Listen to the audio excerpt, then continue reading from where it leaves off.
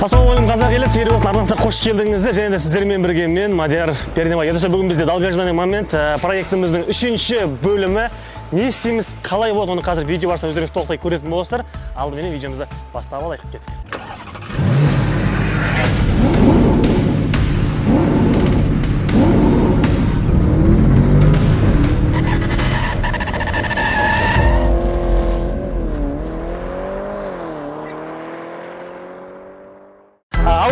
Көргімізде оталдырып алдық, ыңғайластырып алдық. Енді қазір біз сиденьяларымызды полный заказ етіп қойғанбыз. Қазір С100 жаққа алып барып, соқта салдыратын боламыз. Сиденьяны салдырмастан бұрын, достар, менде бір ноу болып тұр. Алдын естеріңізде болса, бірінші бөлімде ма, осының передний приводын қосқалы көлігіміздің жүруі нашарлап қалды. Сонда мен ойлап қоям, может жаңағы передний привод мосттың іші толып қалған ба, или клейт етіп қалған ба, или может жаңағы раздаткасы жұмыс жасамайды қатып қалған ба. В общем, жүрісі нашарлап қалды. Сол себептен достар, ютубты әбден ақтарып, оказывается, ниваларды тек қана жүгілу сияқты задний привод қылып жүргізсе болады екен. Яғни раздатканы алып тастаймыз да, ұзындау кардан саламыз и болды, короче. Соны бүгін біз жасап көретін боламыз. Қазір енді осы ниваның нағыз қасабы, соған апарып ұсынамыз, бауырым, короче. Передний привод алып тастау керек болып отыр. Жүгіру сияқты задний приводтан жүре берейікші. Бұл по-любому мен оффроуд қылып бұны лайға тықпасам, жер далаға айдамасам, маған 4 дымда керегі жоқ деп сөйлескен болатынбыз. Болды, әкесі родной бір мәнісін көреміз ғой деді. Қазір сол жаққа шығып баратырмыз. Сиденьяны соңына қарап қондыратын боламыз. Ал сіздер видеоны соңындайдың қараңыздар. Ал ендеше біз аттанамыз. Айтпақшы тұрды, кетік деп қоймай, мен бірден ұмытып баратырмын ғой. Так, құрметті көрермендер, Біргізбеттегі менің достарым арнайы сіздер үшін өз қолданушыларына керемет реферальный программа ойлап тапты. Ол қалай дейсіздер ма?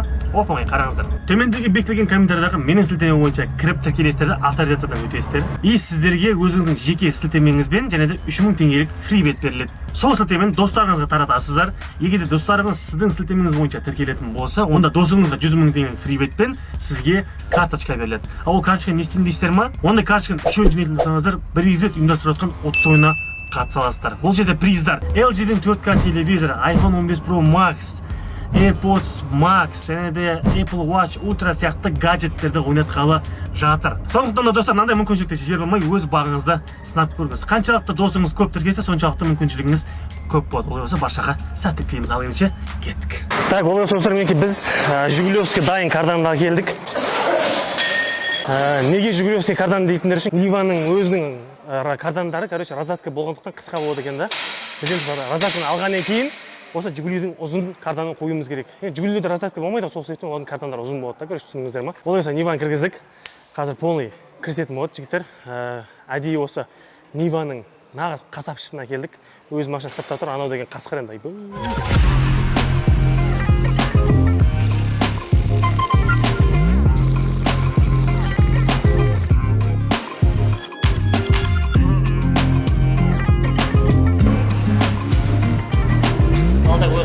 Раздатканы шештік. Байқағандарыңыздар тағы теңіз өттістер ма? Оказывается, короче, усилитель қондырылған. Что оны жаңа раздатка қатты вибрация болмау үшін андай арнайы қондырған. Но негізі көп не барды болмайды. Міне уже бізде жаңа мосттың артқы частын жалғап қойыпты. Жаңа алдында кішкене часть бар еді ғой. Оны алып тастайды да, оның орнына тағы да мынандай ұзын бар ғой. Жаңа ескі шешілген ұзын мосттың бөлігін соны қосып, сонымен короче коробкаға іледі ғой, түсіндіңіздер ма?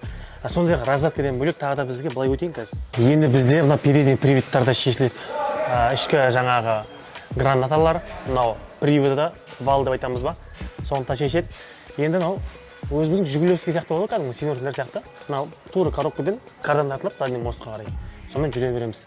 Енді мына жердегі 2 рычагтан құтыламыз. Ол жерге подстаканник, мынау алдағы уақытта көре жатарсыздар. Раздатканың бізде 2 рычагтары тұратын еді, енді жоқ. Енді мына тестті не істейміз деп ойлана келе, мынандай бір темірді по размеру алдық та.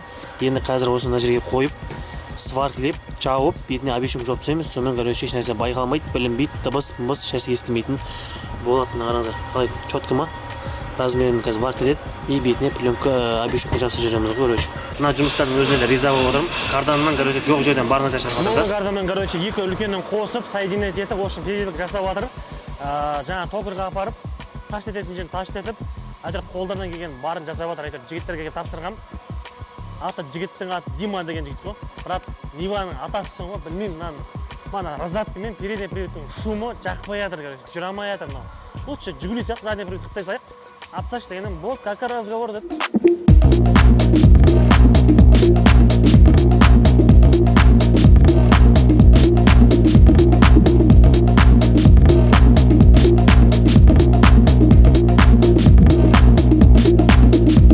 В общем, жігіттер, міне раздатка, міне передний привод, валдары, мынаның енді сыртқыларын бәрі ішке салып қойды по-любому.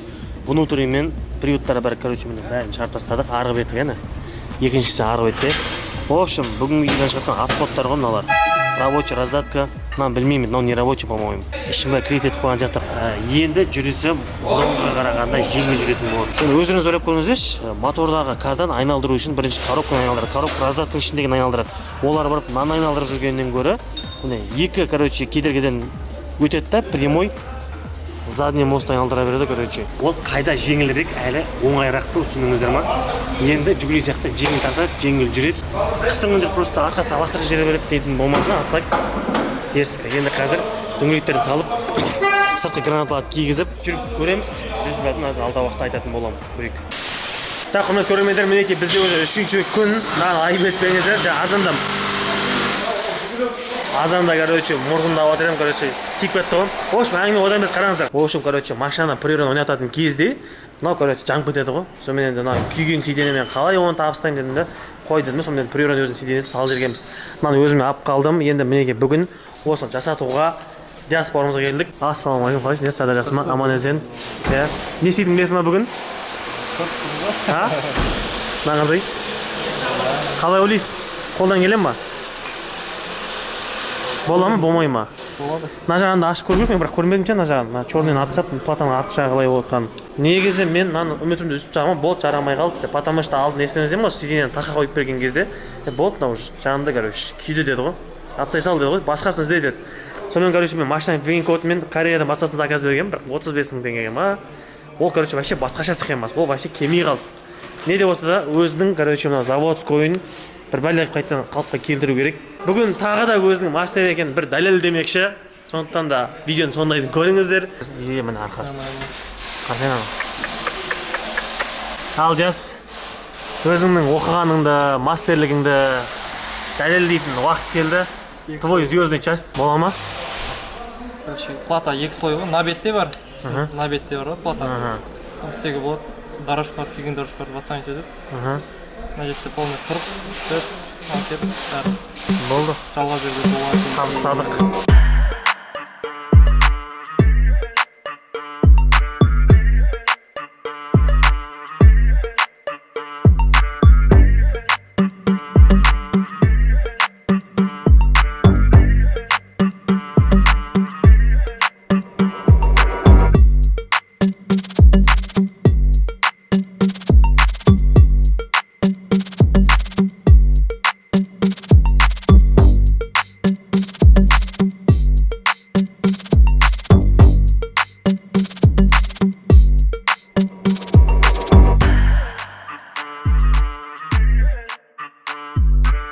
Короче, мінекей Диас бауырымыз уже кнопка жағын полный жабыстырып, реттестіріп қойды.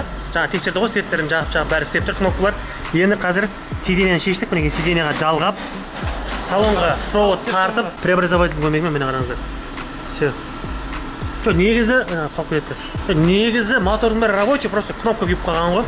Так, бұны пока Диас жалғай берем дегенше, водительский сиденье ғой, шеш қалдырып көре берем. Орнына табуретін аламыз да. Бізге ана жақта уже екінші жақта. Оригинал. Оригинал ма? Оригинал табу. Болды.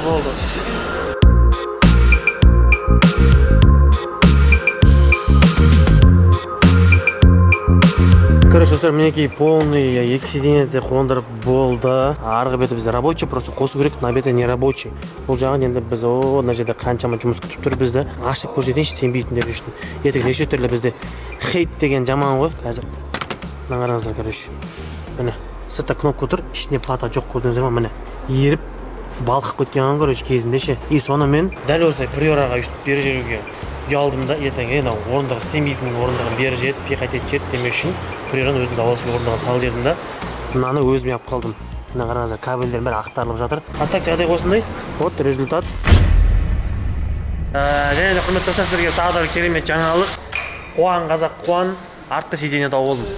Тауып алғанда, короче, объявление шықты, сатып алдық. Бұл да тура алдыңғы сиденье сияқты таза, короче, кожа ондай. Тырнасында із қалмайтын ше. Қандай сиденье еткен шастар? Mercedes ML-дікі. В принципе, ML, Mercedes Geely екеуіңкі құсасы ғой, просто сәл ғана формасында болмаса, а так сапасы білесіздер. Так, міне, мынау бізде отыратын диваны бір шетімен ортаңа пассажирге арналған, иә. Сосын мына жақта бізде міне сол жақ отыратын мен сол жақ спинкісі, подголовниктер жоқ екен. Подголовниктен кейін басқа жерден басқа бір машинадан алып сала саламыз. Кожаный, өзінікі жоғалып қалған дейді міш. Негізі мына жерде мынау бар да міне. Ортаңғы пассажирдікі тұр да подголовник ше, бірақ мына тесттің расстояниесін қараңыздар, мына тесттің расстояниесін қараңыздар. Көрдіңіздер ме? Тимейді екен, короче. Лучше екеуінен бірдей қылып басқа біреуін ала саламыз. Ал мынау екіншісінікі, екінші жартысы міне көрдіңіздер ғой, состояние. Таза, натуральный кожа қарасаңдаршы. Тырнасаң да ешқандай із қалмайтын. Так, енді достар, бізде мына жерде кішігірім емес, әжептәуір проблема негізі. Мынаны көріп тұрсыздар ма? Мына бір жақтың өзі почти жартысына келіп отыр. Бізде мынау арка кәдімгі мешіт етіп көріп тұрсыздар ма? Көп орында алып тұрды. Егер мына арка болмағанда, можно полный сиденьені сыйдыруға ше. Енді бізде қазір единственный вариант бұл екі шетіне екі осыны отыратынды қалдырамыз да ортаңға пассажирдікін, яғни мына орнына кесіп тастаймыз. Сонда арқасында тек қана біз екі адам отыратын болады. Люкс болады. Мына ортасын мына жерден кесіп тастаймыз да. Мына шетімен, оң жақ шетімен сол жақ шеті ғана қойылады. Арқасынан қарасаңыздар, мынандай. Примерно қазір қондырып, оны кесетін жерін кесіп, мына жерден былай ұзыннан темір жүргізеді, чтобы артқа қарай құлап кетпеу үшін. Мына жерге крючок дей ма, не дейді? Штыққа ілінетін закруп жасайтын боламыз. Кейін ертең алдағы уақытта бүйтіп көтеріп, ашып, сиденьені жатқызып қоя беретін деп ше.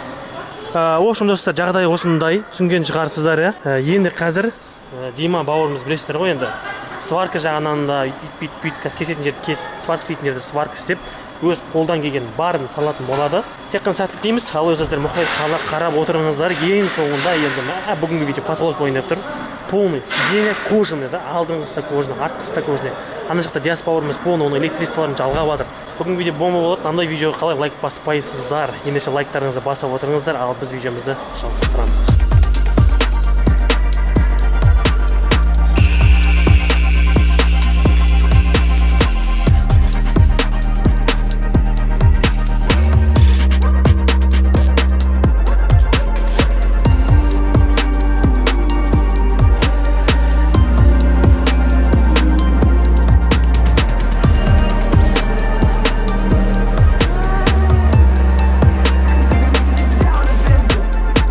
Бізде уже отыратын спинка дейма, жоқ, сидушка тұрған астында диваны. Соны уже ортасын бөліп, каркасқа шапсырып қойыпты қараңыздар. Короче, ортасын кескен. Енді уақытша біз былай тығып қойсақ, аттақтың алда уақытта тіктіретін боламыз. Толын кесіп, енді отыратындай қылып істеп қойды қараңыздар. Қазір арқасын просто біз уақытша қойып қойдық. Енді екіншісінде оның тура ортасын кесіп, анау сияқты артқа спинкасын қалдырамыз. Ол кезде көріп тұрсыздар ма, нақты екі адамға короче орын болып тұр ғой. Екі шетіне аркасы бізге енді как подлокотниктің рөлін атқарады. Мына жақта бізде енді спинкасын қазір шешіндіріп жатыр. Шешіндіріп, мынаны, короче, мына сызықтан ба кесеміз ғой, короче, тура осы сызықтан келіп тұрып түсініңіздер ма? Ой.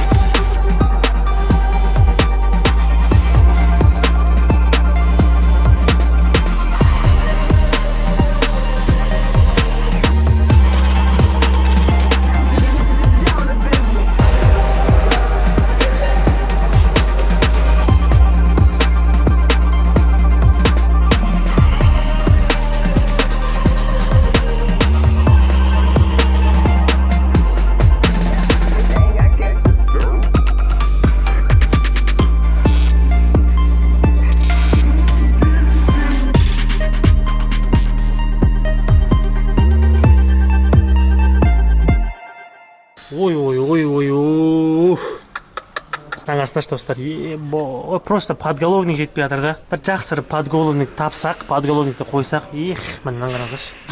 Мынаны ішіне бүйтіп, оп, бисмилля.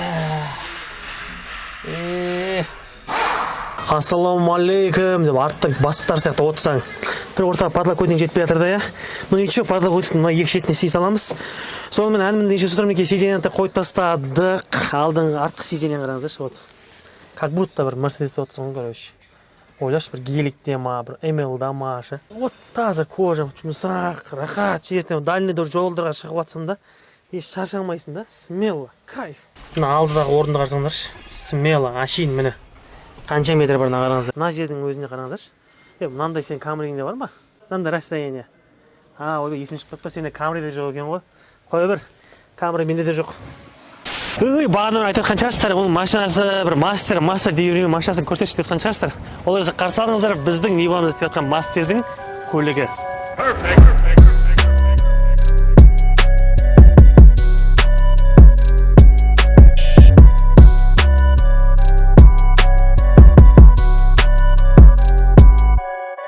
Олар құрмет көргенде сыртқы видео қарсынан алдыңғы жағынан айтатын болсақ, бірден көзге түсіп тұрған әрине бізге диск, я?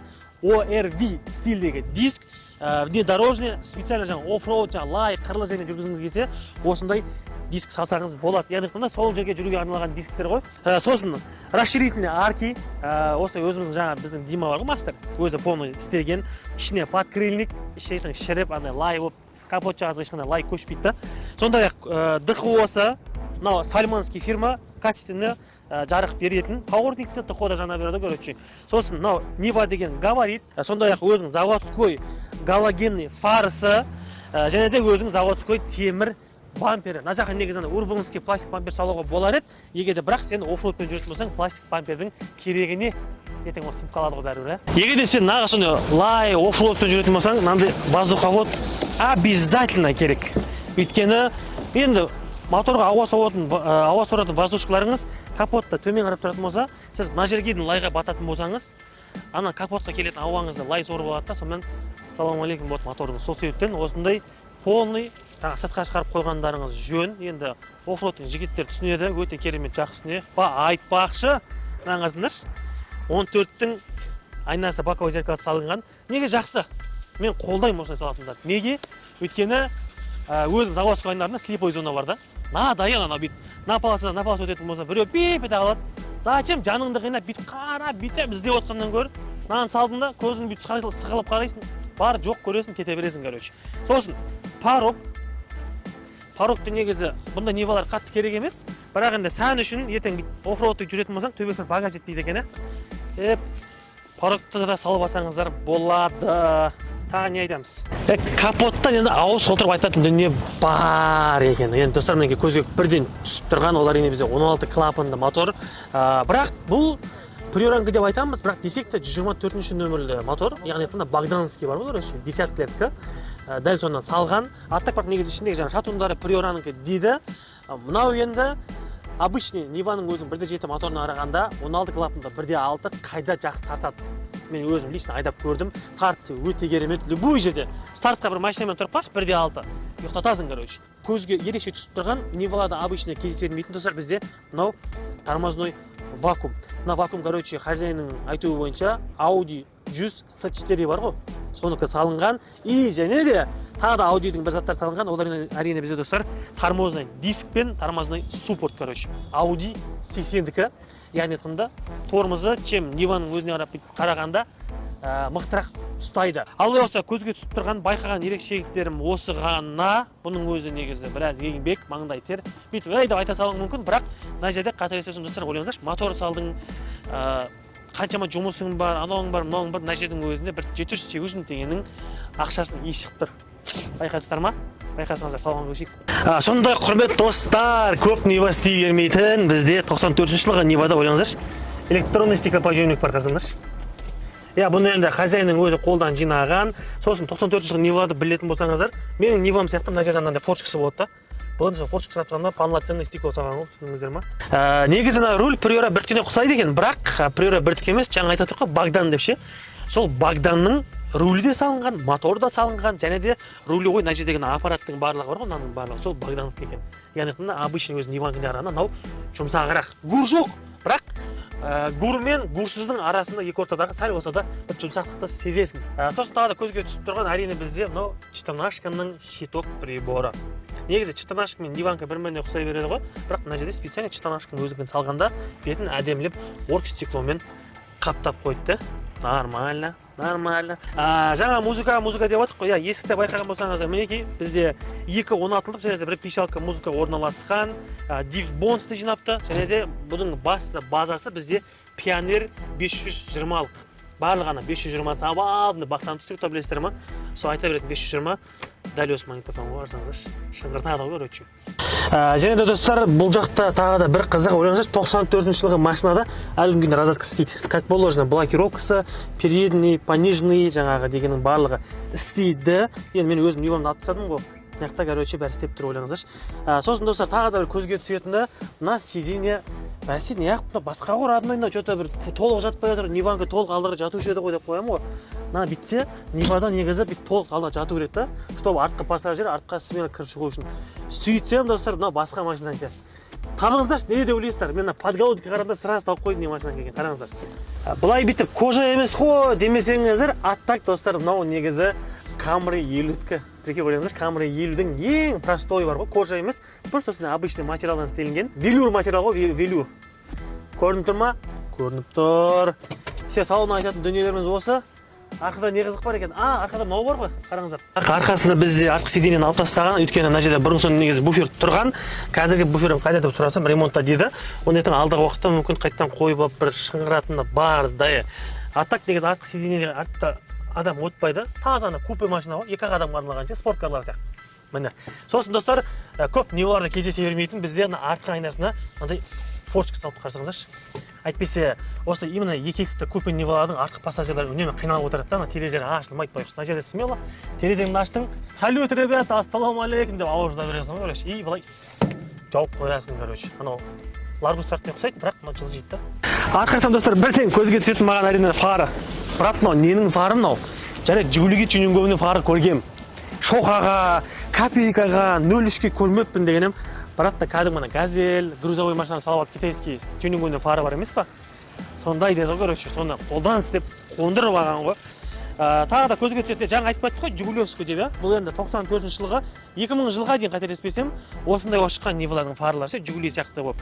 Кейін 2000 жылдан бастап уже қазіргі Нивалардың фарлары болып шығады. Бампер өзіңгі, тағы да көзге түсетін, вау дейтін не бар? Иә, мысалы, музыкасы бар, буфері бар, мына жерге қазір қойып қойыпты. Витра өйтемізді железіне көріңізші, Нивалардың бәрінде болған кезінде. Сосын, мына жерде бризговик. Бризговикті негізі оффроудта жүретін болсаңдар, обязательно қойып алғандарың дұрыс, өйткені мынаның арасында тас-пас, анау-мына лай-пай қыстырып қалады да, кейін қалаға үлкен потокқа жолдың арасына шыққан кезде арттағы машинаға тас-пасын ұшпау үшін мынандай бризговиктің болғаны дұрыс. Так, олай достар, мінекей ауыз толтырып айтатын дүниелеріміз осындай. Енді бұл машинаға бүйтіп бір көзбен қараған кезде 3 миллион салынды десе, сенесіздер ма? Сенбейсіздер, иә? Мен де неге сенбеген баста, бірақ үстіп ашып көре келе, айдап көргеннен кейін, ходовкасын бәрін сезінгеннен кейін, база жақ көрдім. Кезінде мен де приорама 5 миллион салдым кезде күлетін, қай жерінде көрініп тұр деген сияқты. Соны ешқашан өзің айдап, қолмен ұстап, бүйтіп көрмегеннен кейін еш сезбейді екенсіздер да. Олар құрметті көрермендер, видео соңында айтқымыз келгенде, мінекей біздің Светка мастердің көлігі, бұл көлік қазір таңда сатылымда тұр. Егер де сіздерге кімде-кімге ауылға, малға, болмаса оффроуд лаймен қызығатын болсаңыздар, нағыз сіздерге керек көлік деп айтамын. Бағасы да қымбат емес, достар, 1 миллион 700 мыңға бағалап отыр. Өзі салынған бағасын да ақтап отқан жоқ. Енді біздің мастерге аздап қаражат керек болып отқан екен, сатқалы жатыр. Әйтпесе негізі өзім бәрі тағы да айдап рахатын көрер едім дейді. Олайша құрметті көрермендер, толыққанды сатушының телефон нөмірін мына жерге қалдырып кетемін. Есімі Дмитрий, Дима дей берсеңіздер болады. Мына көлікті басқа бір танымайтын адам сатып алғаннан гөрі менің өзім оқырмандарым сатып алсыншы дедім да, родной саған тұрады, мен оқырмандарыма бірінші көрсетейінші, менен бірінші жардама болсын деп өз досыма көмектесіп жатқан жайымыз бар. Достар, алып алсаңыздар өте керемет көлік, таптырмас көлік. Ниваның кайфын мен өзім Нива алған екен түсіндім. Бұған дейін ешқашан түсінбегенбіз. Сондықтан сіздерге де кеңес беремін. Основной машина ретінде білмеймін, бірақ та егерде қосымша машина ретінде таптырмас керемет көлік. Нива керектің барлығы бар. Оффроуд десең оффроуд, мотор десең мотор, музыка десең музыкаңда бар. Одан басқа не керек? Алғаш құрметті көрермендер, шағын шоулығымыз осы. Сіздерге ұнаған болса лайктарыңызға жаймен басыңыздар, арнаға жазылыңыздар. Ана жақта біздің Нива не болып отыр екен? Кетіп көрейік. Достар, енді осындай мінекей кереметті істің өз мастері бар дейді ғой. Всегда мастер деп мойындау керек. Мінекей бауырым, красавчик. Вот эта рука, золотая рука, брат. Цени его, да? Короче, достар, любой сварканың жұмысын, любой механикалық жұмыстар осын барлығын істеп беретін мастер.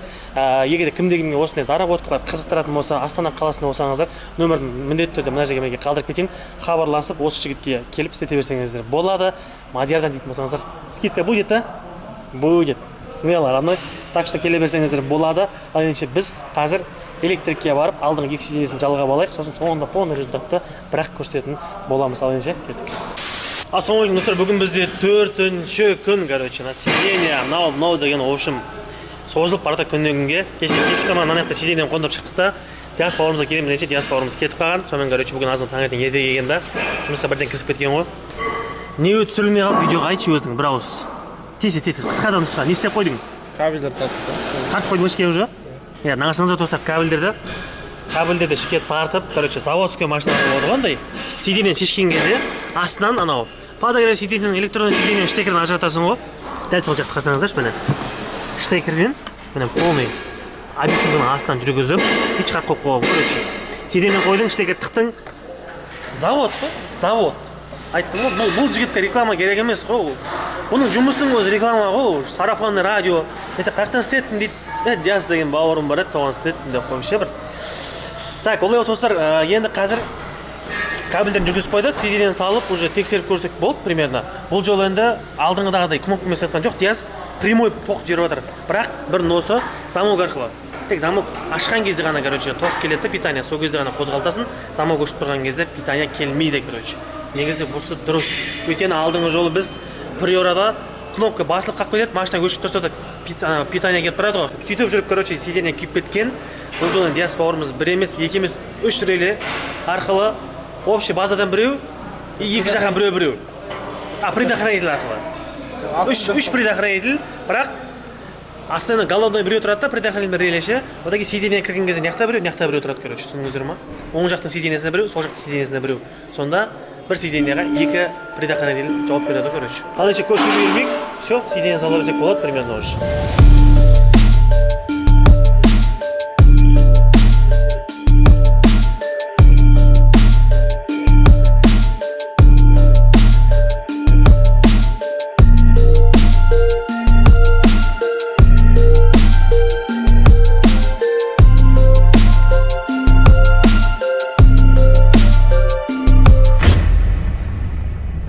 Көрермендер, олай болса видеомызда өз мәресіне жетті. Мінекей бүгінгі роликте қателеспесем примерно бір аптаға созылды.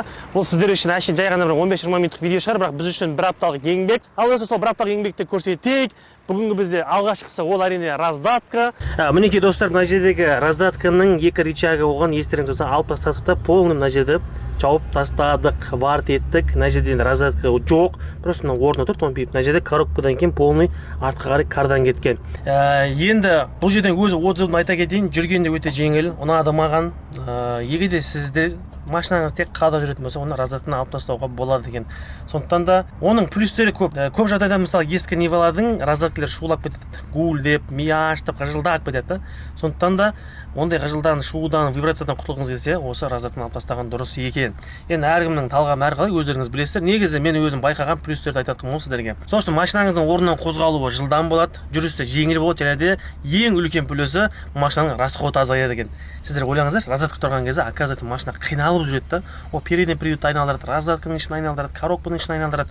Оның бәрі үлкен күш, и ол үлкен оборотты требует етеді, үлкен бензин кетеді екен.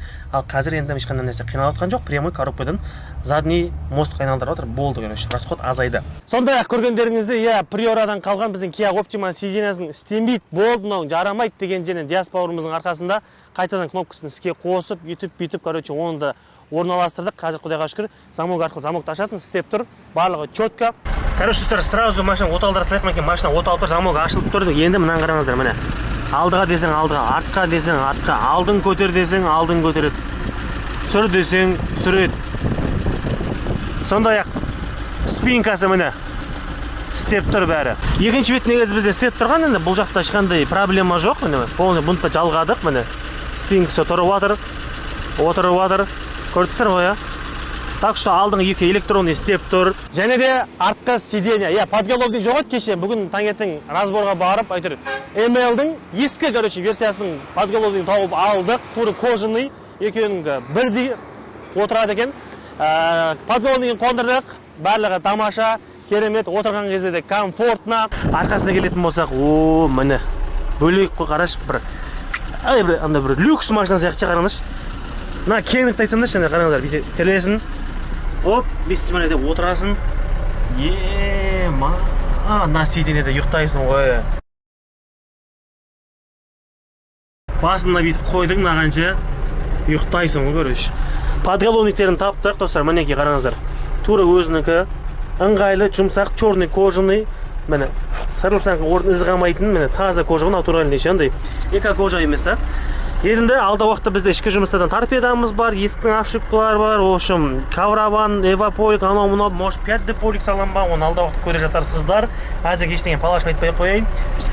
Енді бізде ортада подлокотник жоқ, енді ренжімесеңіздер. Десек те, оң жақта бізде андай арканың үстіне орын қалды. Осы жерге бірдеңе ұйымдастыруға болады, қараңыздаршы. Мына жерге ағашпен подлокотник істеп, мына жерге подстакан істеп қойсақ, иә. Тура екі жетте де міне орын бар, қарасаңыздар. Сол кезде артында екі пассажир бүйтіп қол қойып отыра береді, короче. Бірақ бұны біз достар ертең алда уақытта багажға үлкен зат салып жатсақ, бізде механизм былай көрінеді, міне қараңыздар. Полный темірмен бар тетті, как положено, ал бізде міне бүйтіп ашылады. Жатқызып қойсаңыздар болады, қайттан бүйтіп қойсаңыздар болады. Және де егер де бізге арқасына үлкен зат салу керек болса, онда проблема емес. Бізде мынау полный каркас үстіп көтеріледі, короче. Дәл осы көтеріп қоясыздар да, мына жерге үлкен затты смело сала берсек болады. Қалай жұмыс, қалай ұнады ма? Демама. Сондай-ақ мына жерде мінекей бүйтіп ашып, бензин насостың жұмыстарын да осылай істей беруге болады, короче. Механизм. Опа, осындай. Мына жерге бүйтіп пакет аномнелі қойсақ болады. Может, ертең алда уақытта багажға да мына жерге бөлек бір кордонмен жауып, мына жерлерді бір багажды бір реттеп қоятын шығармыз. Багаждың да білесіздер ғой, сериясын бөлек шығаратын боламыз. Жалпы бүгінгі жұмыстарымыз осындай. Қазір осыдан айтуым мүмкін. А что енді сразу коврован салып, поликтер қойып тастамадың ба деп. Достар, ертең алда уақытта коврован, полик, жаңағы потолок дегендердің барлығын кейін бір видео қылып шығаратын боламыз. Бүгінгі видеомыз басты. Видеоның тақырыбында жазылып тұрғандай, сиденье орнаттық, кожаный сиденье электронный қойдық па? Қойдық. Қосымша жұмыс ретінде раздатканы да тастай салдық. Раздатканы алғаныма өкінбеймін, қуанамын. Раздаткаға қарағанда қазіргі жүрісі өте жеңіл, смело жүгілі сияқты тартып тұр. Далаға, қырға салмасақ, оның ешқандай керегі жоқ деп ойлаймын. Қыстың тұрып қаласың ғой, брат, демей қойыңыздар. Машинаны көтеріп тастаймыз, тұру дегенді ойдан шығарып тастаймыз. Оны алда уақытта көре жатарсыздар. Ал енді достар, видеоның өз мәресіне жетті. Егер де сіздерге ұнаған болса, löпелдеріңізді аямай басыңыздар, арнаға жазыңыздар, комментария керемет пікірді қалдыруды ұмытпаңыздар. Ал біз сіздермен қоштаспаймыз. Жай ғана келесі кездескенше аман сау болыңыздар.